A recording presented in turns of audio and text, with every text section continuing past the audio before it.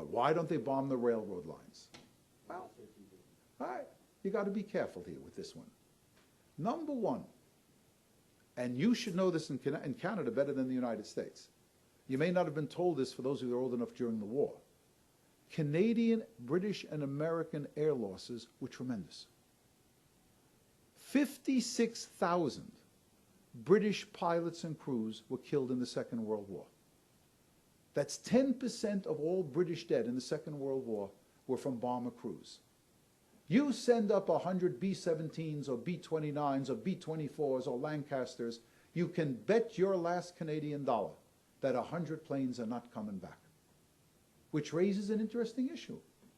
Can you justify the loss of men and materiel for something that would not have shortened the war in a single minute? Do you think if we bombed the crematory and the gas chambers and the railroad lines, that this would have shortened the war? No. The argument against it is not only will you lose planes and men, precious planes and men, but these will be diverted away from doing something that will win the war. Can you, again, justify the loss of men and materiel for humanitarian purposes? And you got to be perceptive in dealing with the Holocaust. It's not always what you think it is. Sometimes it's counterintuitive. The Germans killed at least 1,500,000 Jews in the German-occupied areas of the Soviet Union. And they were not killed by gas chambers.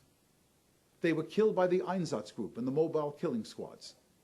Do you think that if we bombed the railroad lines and the gas chambers and the crematoria, that the Germans would have stopped killing the Jews? I do. I don't believe it. I do. I'll tell you why. Go ahead. The Germans felt that they had the world's approval to do to the Jews what they did. Hitler himself said that. And if they bombed the gas chambers off Auschwitz and Birkenau, they would send Hitler a message: we know what you're doing, and we do not approve what you're doing.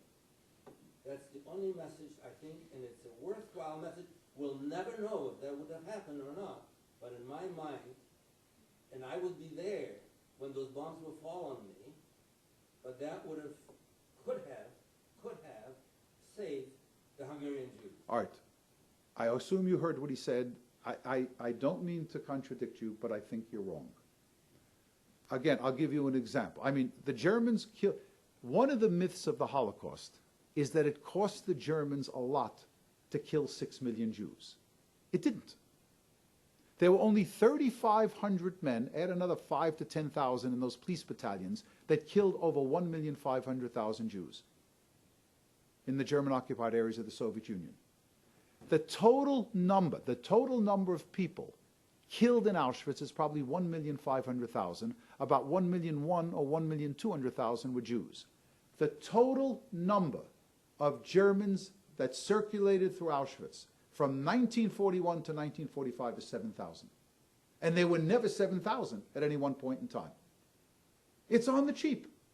That's why it's able to be done.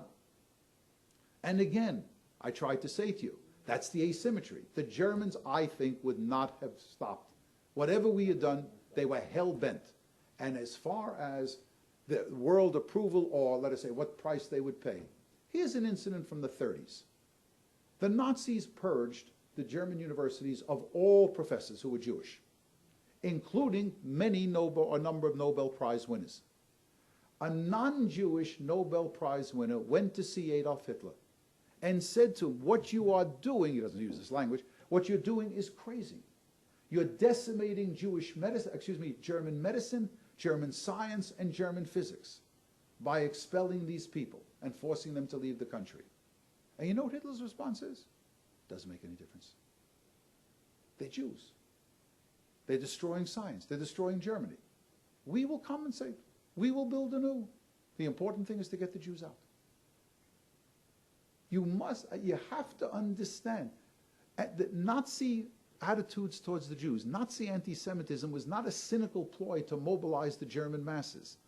These were true believers. As Himmler himself said in a very famous speech in 1943, he turns to the Gauleiters, these are Nazi party officials. He says, you know, we wrote a chapter in German history that no one is going to know about. He's talking about the murder of the Jews. We know what it is to pile up the bodies, men, women, and children. We know what it was. We knew. We're the ones that did it. And nobody's going to know about it. Of course, people will know about it. But the point in what he is saying is, that's their mission. That's what you must understand. Look at Hitler's last will and testament. Just before he commits suicide. The Russians or the Red Army is in Berlin. The city is reduced to rubble. So he writes a last will and testament to the German people. Does he express regret? No, no regret. You know what he says in the testament? Never forget who did this to you. The Jews. The Jews did this to you. Be on guard after the war. Beware of the Jews. That, again, historians who really are not psychologists tend to use psychological or obsession, pathological. I can't tell you that. All I can tell you is fervent, beyond fervent, hostility towards the Jews.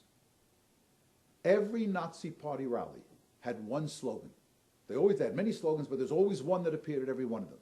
People thought Hitler coined the slogan. No, it was coined in the 1870s by von Treitschke, a German historian. Die Juden sind unser Unglück. The Jews are our misfortune. And what is Hitler's rhetoric? That changes in 41. Up until 41, it is the Jews have done all these things. You got to deal with them. They stabbed Germany in the back. But by 41, the rhetoric is changing. In effect, Hitler is saying, as I am speaking to you, the Jews are trying to destroy us. The Jews are behind Churchill. The Jews are behind Roosevelt. The Jews are behind Stalin. Look at the German name, the Nazi name for the Soviet Union. It is the seat of, the English translation of German would be, the Judeo-Bolshevik menace. The single-minded, that's why I'm sorry, I don't believe what you're saying is correct. But this I will say to you, had they bombed the railroad lines, they would have saved some Jews. And since we are not talking about chopped liver, but human beings, if you saved 10, 15, 20,000 Jews, then it should have been done. But there's another side to it. I've been to Auschwitz, believe it or not, 60 times. My wife says I'm out of my mind, because I lead some of the people in your congregation have come with me. In fact, a fair number have come with me. On one of the trips, the bus pulls out of Auschwitz. A woman, a Rebbitzin, about 55 years old, with her husband is there. She pulls me to the back of the bus, and she says, I want you to show you this letter. It's an English translation of a letter written in Yiddish in the summer of 1945, after the war is over. It was a letter sent to this woman's mother by a cousin. And the cousin writes to the mother in the summer of 45. The cousin writes, everybody's dead. Your mother and father are dead. Everybody in the family is dead. The only people who are alive are me, and I'm about 17 or 18, and my younger brother Moshe. And Moshe is blind. How did Moshe become blind? Because the American Air Force bombed Monowitz. And he was working as a slave laborer there. He was next to a window. The bomb came, the glass shattered, and went into his eyes. Not so easy. Today, Holocaust survivors, and I take them at their word, if they were in Auschwitz or in any of the camps. We wanted the people to bomb us, even if we died, as long as we knew that the killing would stop and the Germans would be killed. But if you're in Washington, D.C., or you're in London, and you have to make a decision as to whether to bomb the camps, and somebody tells you, your own bombers your own navigators are going to tell you, that if we bomb the camps, the inmates are going to die and suffer as well. Who wants that on his conscience when the war is over? They didn't understand.